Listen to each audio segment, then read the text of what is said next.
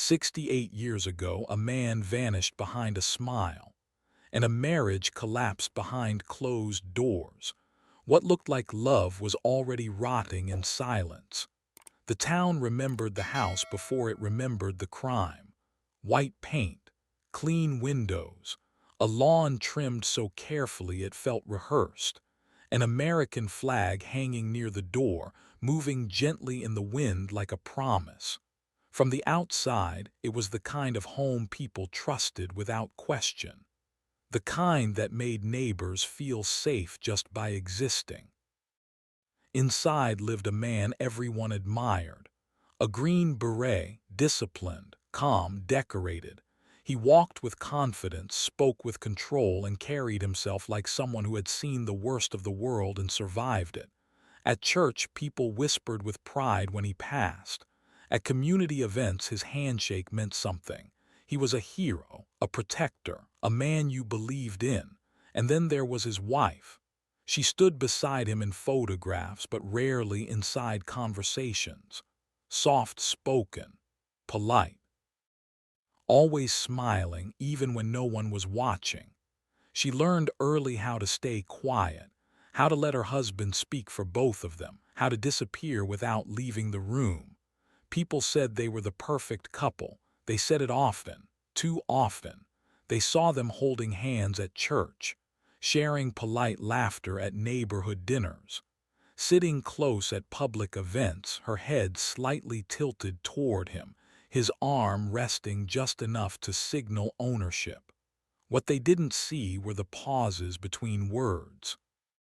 The way her smile faded the moment she thought no one was looking. The way conversation stopped when she entered the room, as if something fragile might break if the wrong sentence was spoken. At night, the house changed. The lights dimmed. The walls closed in. Silence grew heavier than sound. Footsteps echoed down hallways that felt too narrow, too long. Doors opened and closed with care, not comfort. The man who wore honor during the day woke up soaked in sweat after midnight, breathing fast, eyes wide, whispering names that didn't belong to anyone she knew. She listened from the darkness. At first, she told herself it was normal. War leaves scars. Soldiers carry ghosts.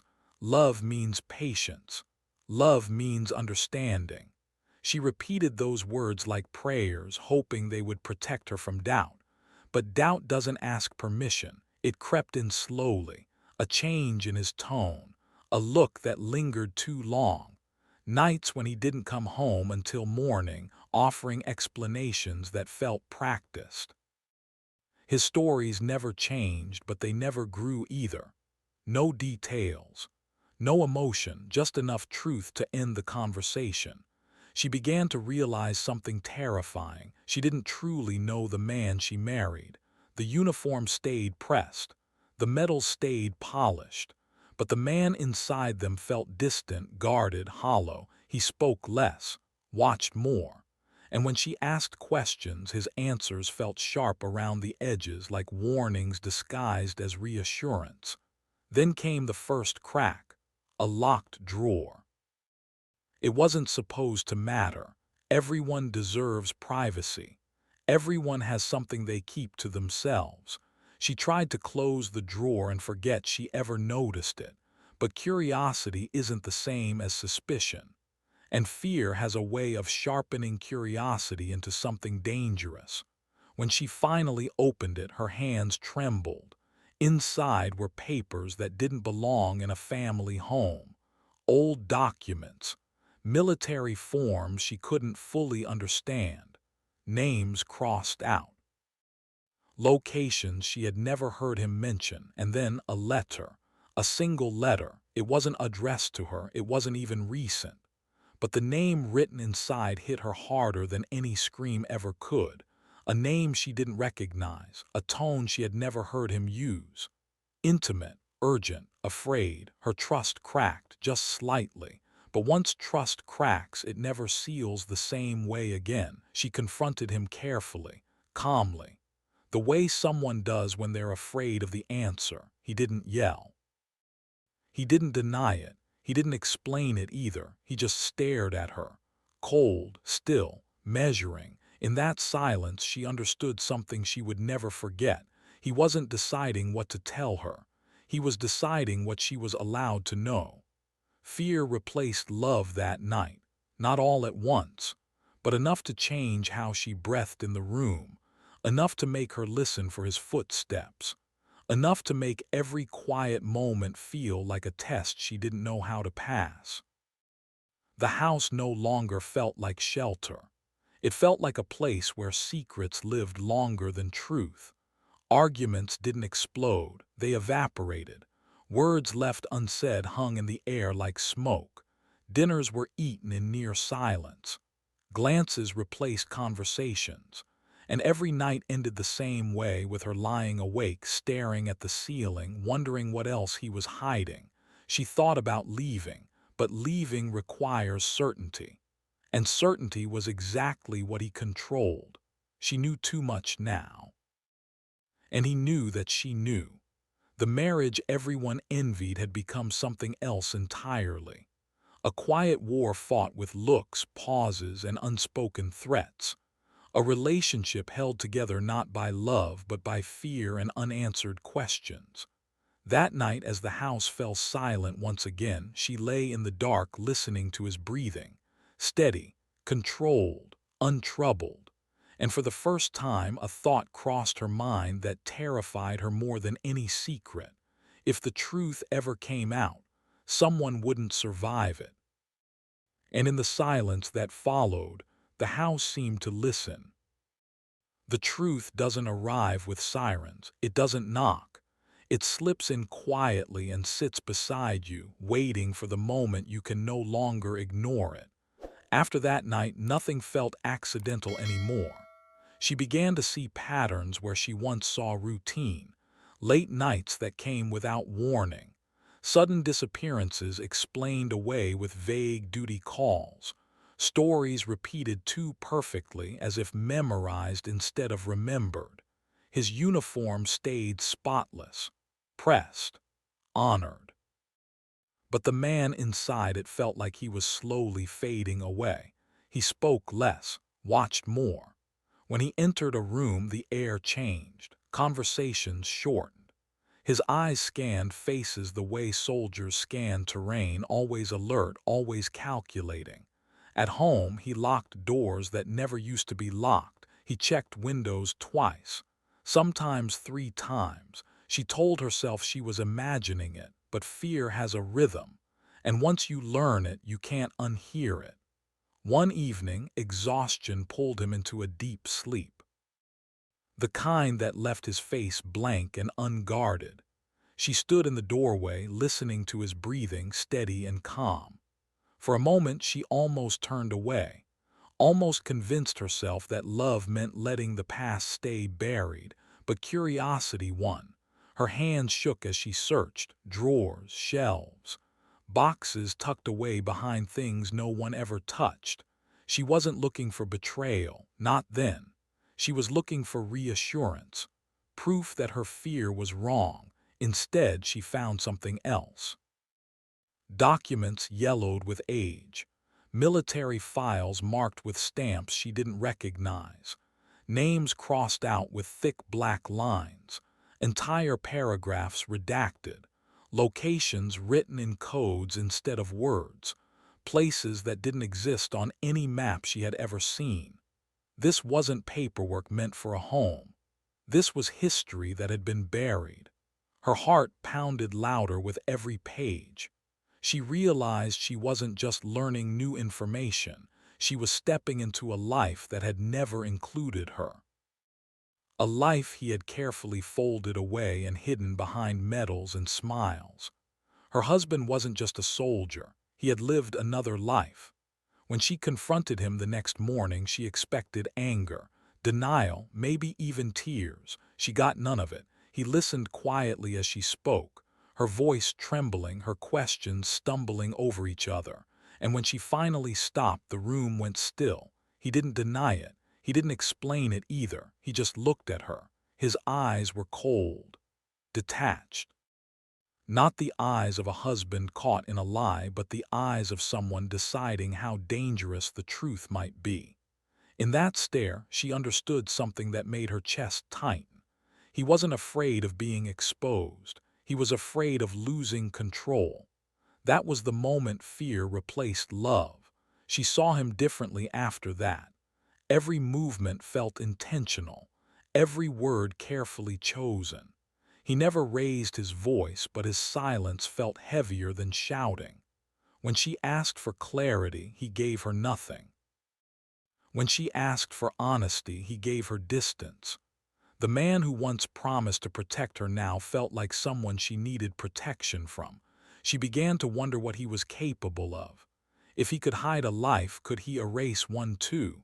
The war hadn't ended for him. It had followed him home, settled into their walls, lived in their hallways, slept in their bed. Arguments changed shape. They didn't explode anymore. They suffocated.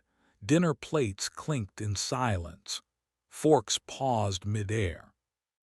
Breathing grew heavy for no clear reason. They spoke in half sentences, careful not to step on something unseen. Every conversation felt like a negotiation. She started sleeping lightly, listening for doors opening, for footsteps moving where they shouldn't. She memorized the sound of his breathing at night, the rhythm of it becoming a measure of safety.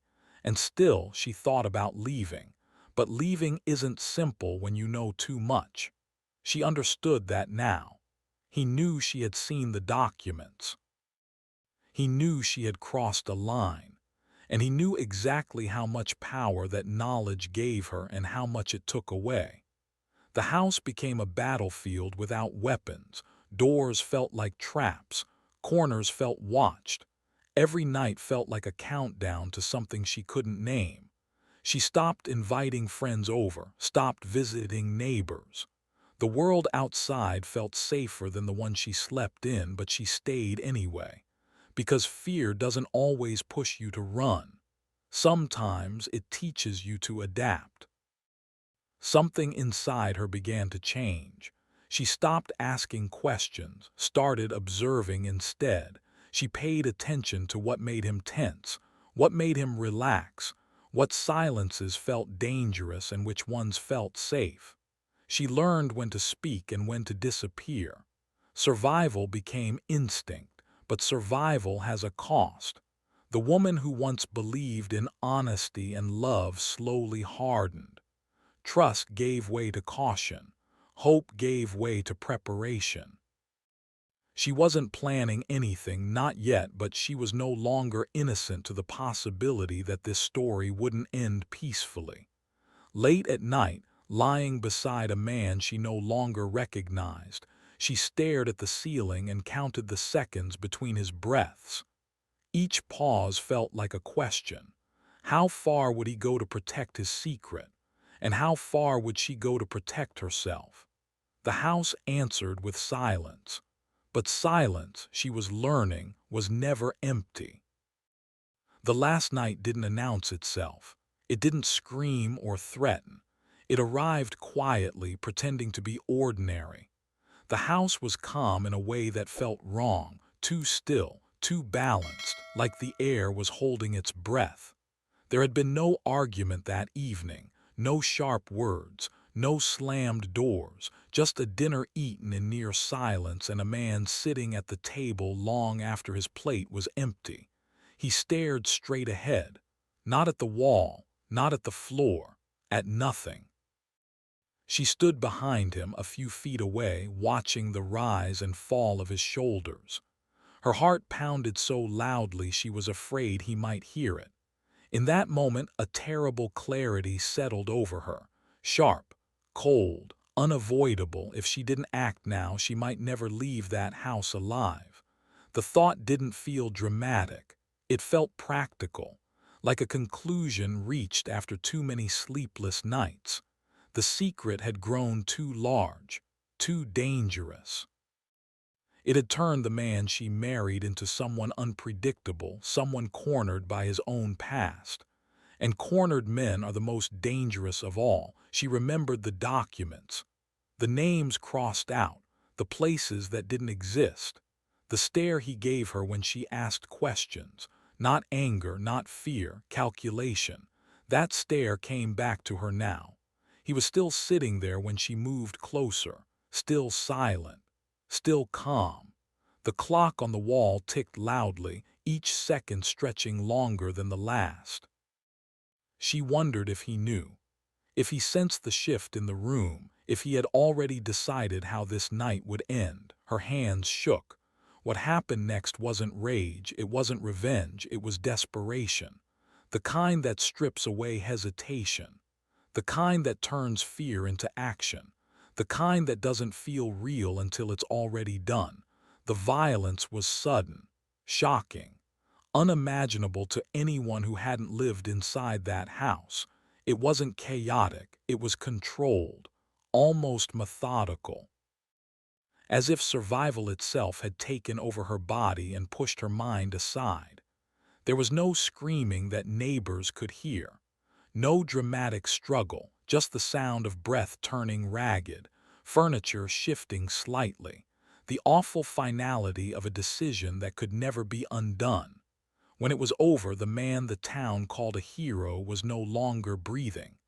By morning, the respected Green Beret was gone, not missing, not escaped, destroyed. The sun rose like it always did. Soft light spilled through the windows. Birds moved through the yard. The world outside didn't notice what had happened inside that house. She worked in silence. Her hands shook, but her movements were steady. Her mind detached itself from her body, watching from somewhere far away. This wasn't about anger anymore. This was about survival, about erasing a threat that had lived too close for too long. The woman who once believed in love no longer existed in that moment. What remained was someone trying to stay alive long enough to see another sunrise. Time blurred. Hours passed without meaning. She cleaned, she hid, she thought, then stopped thinking altogether. Every sound made her flinch. Every shadow felt like an accusation. When it was done, she sat down and waited. She didn't run. That part confused people later. Friends, neighbors, investigators. Why didn't she flee? Why didn't she disappear the way so many others in similar stories did? But she understood something they didn't. Running looks like guilt. Waiting looks like confidence. When the body was discovered, the town shattered. Police cars lined the street. Neighbors gathered in small clusters, whispering behind their hands. The house that once made people feel safe now felt cursed. Reporters came. Cameras followed. The story spread quickly, growing darker with every retelling. The hero they admired had fallen, not in combat, not overseas, but inside his own home. Details emerged slowly. Disturbingly, the brutality of the crime stunned even seasoned investigators. This wasn't a crime of passion, they said. This was something else, something colder, something planned or forced into being by fear. They looked at her with questions in their eyes. She met their gaze calmly. She answered what she could, withheld what she couldn't, her voice steady, her expression unreadable. Some saw a monster. Others saw a victim who had gone too far. No one could agree on which version frightened them more. As evidence piled up, so did rumors, affairs, hidden missions, classified operations that never officially existed, a double life concealed beneath medals and honor. The more they uncovered, the more complicated the story became. And still she waited. Because some secrets don't die quietly, they claw their way to the surface. They stain everything they touch. They demand blood, truth, or both. Late at night, alone in a holding cell or interview room, she replayed that final evening in her mind.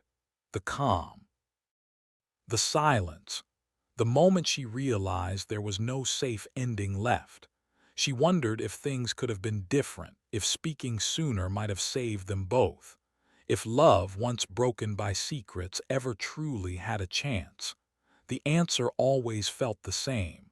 Some truths come too late, and some choices once made can never be undone.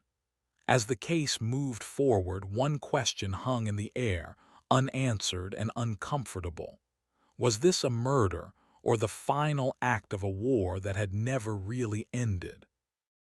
The town waited for justice. The courtroom waited for truth. And she waited too. Because the worst part wasn't what she had done.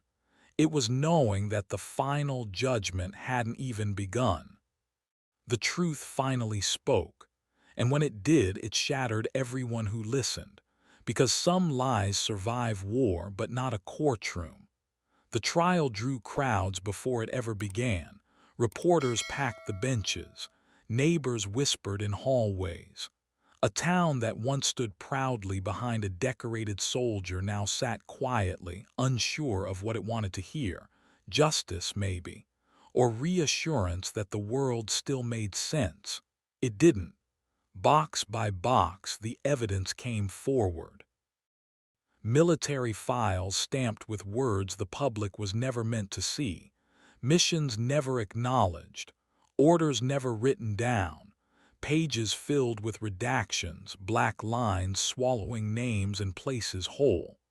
Acts committed far from home, buried beneath medals and ceremony.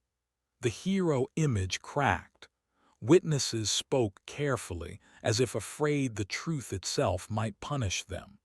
Experts explained how violence reshapes a person, how war can hollow someone out, then teach them how to hide the emptiness behind discipline and honor.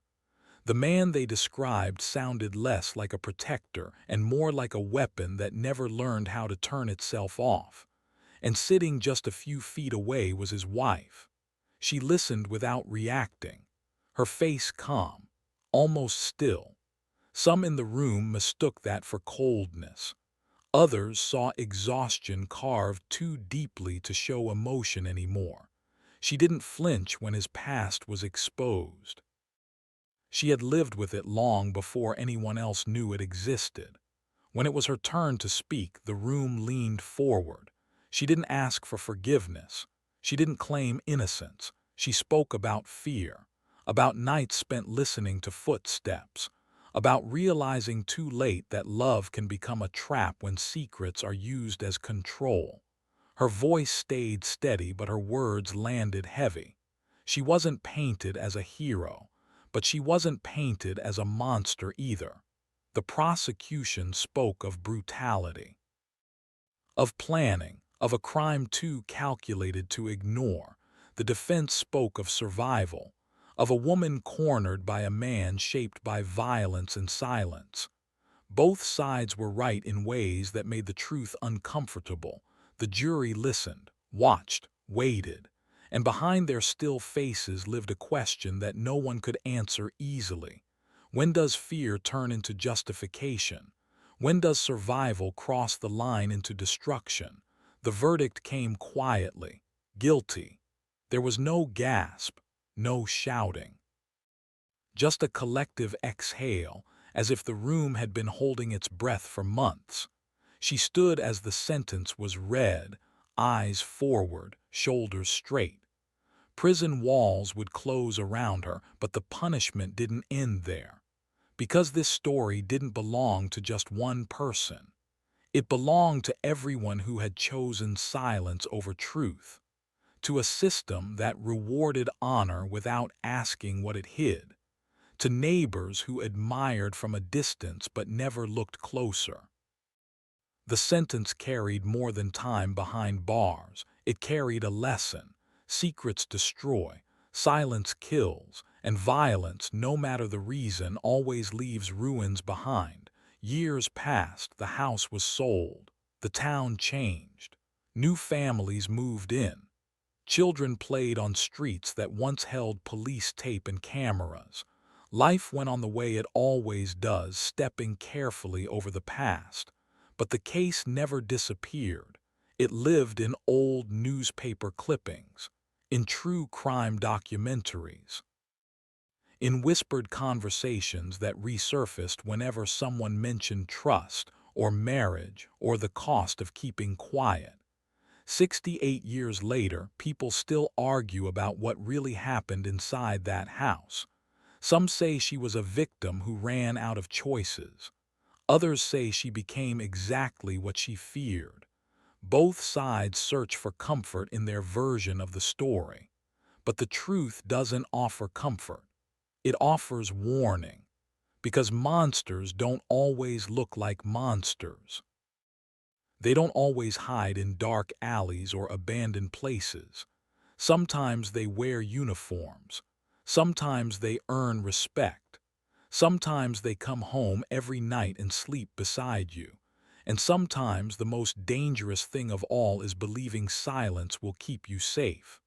The case remains unresolved in the only way that matters, not legally, but morally. It asks questions we still struggle to answer about fear, about love, about how far a person can be pushed before something breaks forever. The courtroom emptied. The files were closed. The sentence was served. But the echo of that silence still lingers, because the cost of truth is high, and the cost of silence is higher.